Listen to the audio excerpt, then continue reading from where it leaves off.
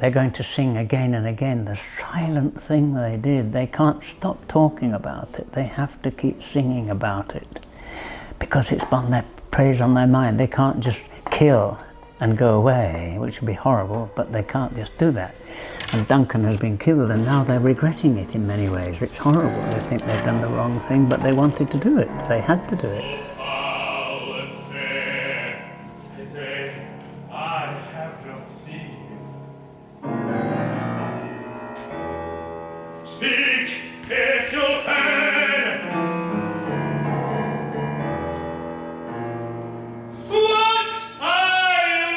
C'est pendant la composition de Penthesilea que je me décide pour Macbeth.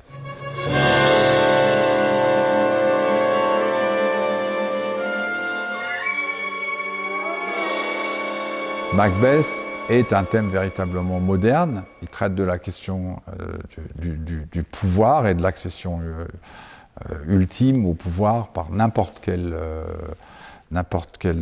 voie. C'était à vrai dire très très agréable de travailler avec Frédéric. On a eu, je crois, pas loin d'une quinzaine ou une vingtaine de versions différentes. Et quand quelque chose a été prêt dans la carcasse, si on peut dire ça, j'ai commencé le premier chapitre et au fur et à mesure des chapitres, par un aller-retour entre lui et moi, l'opéra s'est dessiné.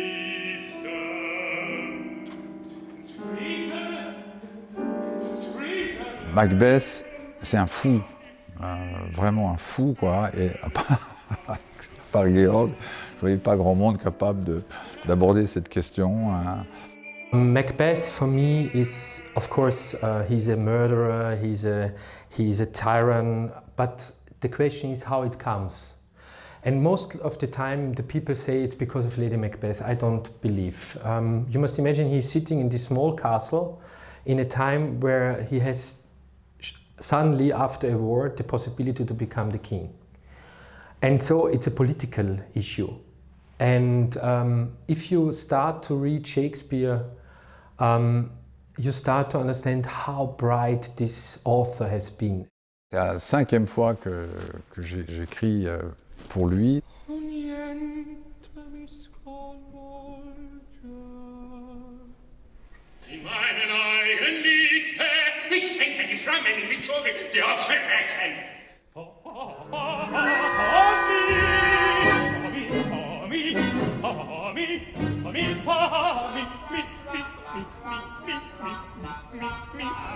Geflüsterte Sehnsüchte, ich kenne die Theorie, nicht, die Tonne ist von getraut, durch den Staub geschleift.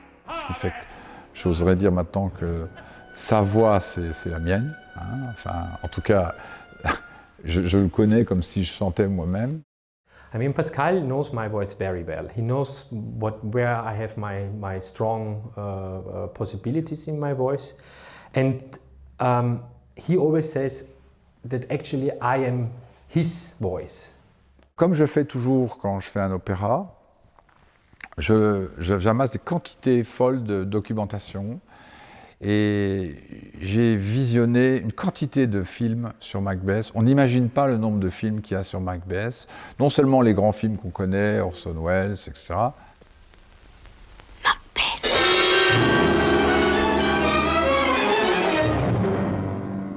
J'ai vu à peu près comment étaient toujours les Lady Macbeth et moi j'ai construit quelque chose à partir plutôt du film de Polanski.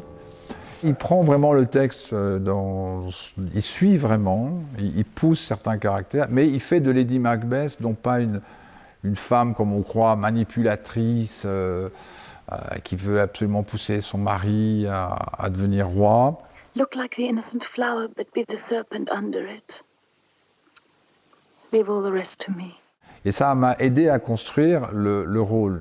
This Lady Macbeth should be a little bit more maybe human. Also the music for her, which is written, is more tender, more maybe female.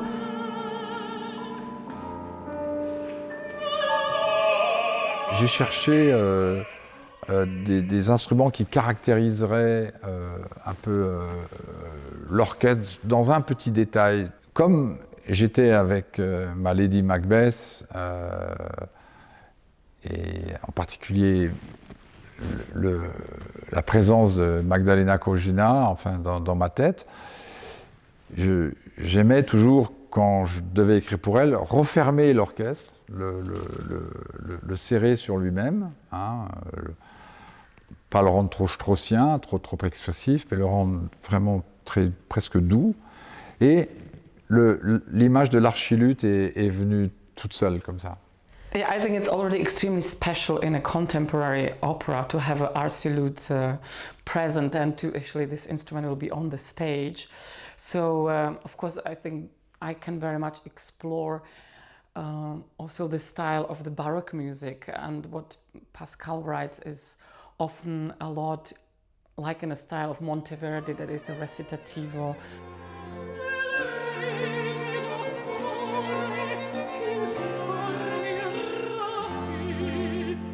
You can be very free with the text, which is fantastic also for acting, that you can move with the rhythm of the speech, and so there is a lot of this liberty, which is always, I always say I'm this type of singer who prefers to sing recitatives to arias.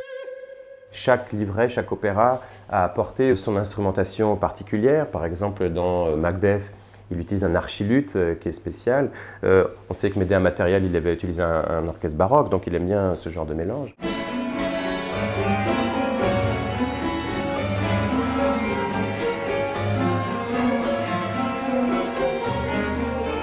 Macbeth, c'est un opéra sur l'introspection, sur les conflits psychologiques internes et puis la relation entre Lady Macbeth et Macbeth, bien sûr.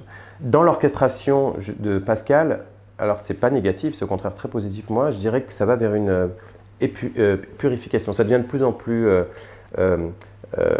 straight to the point, on dirait en anglais. Et donc c'est toujours quelque chose d'incroyable de pouvoir créer une pièce aussi grande, parce que je trouve que Macbeth est un chef-d'œuvre, un opéra magnifique. Avec le compositeur, c'est vraiment extraordinaire. Il y a un autre rôle dans ce Macbeth qui était pour moi une véritable, presque une délivrance à chaque fois que je devais l'aborder. J'ai même demandé à Frédéric plus de textes, parce que ça me plaisait tellement. Il y a le portier, hein, le portier dans Macbeth, qui est un personnage majeur. Et j'en ai fait presque un personnage bouffe, comme ça. C'est un type qui est un peu saoul et qui gueule, comme ça, qui chante vraiment, qui est débraillé, égrillard.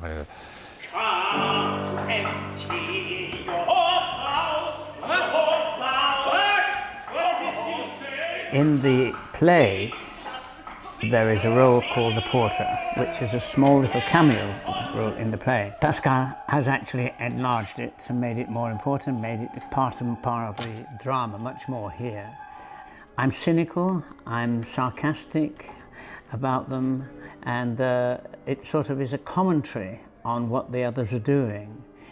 En plein milieu de la composition de Macbeth, j'ai fait un voyage en Écosse, en voiture. Et là, j'ai acheté des petites partitions de musique populaire. J'ai même trouvé des choses assez rares. Et je me suis abreuvé de ça. Et puis j'ai poussé et j'ai composé quelque chose qui a l'air d'être un peu écossais, je pense.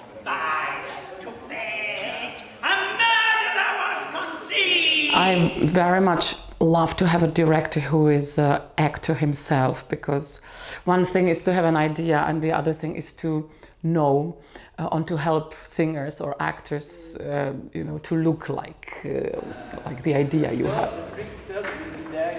Je crois qu'on a réussi, depuis qu'on est ici, à créer une vraie troupe.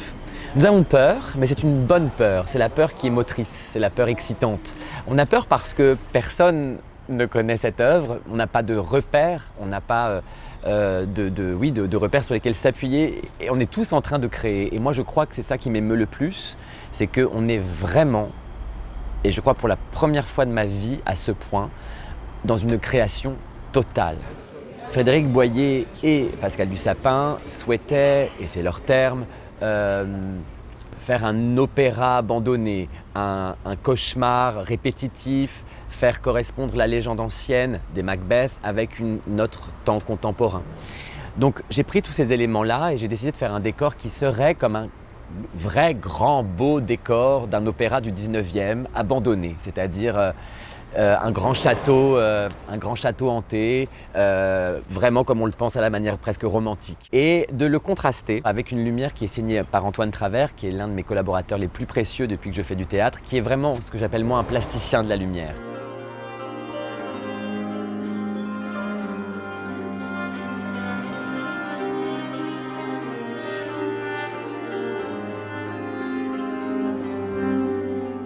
Je crois qu'on est vraiment en face d'une œuvre complètement accessible, neuve, surprenante, parfois obscure, mais dans sa sensation, mais une œuvre très limpide. Je crois que ce qu'ont fait Frédéric et Pascal est tout à fait recevable par qui que ce soit.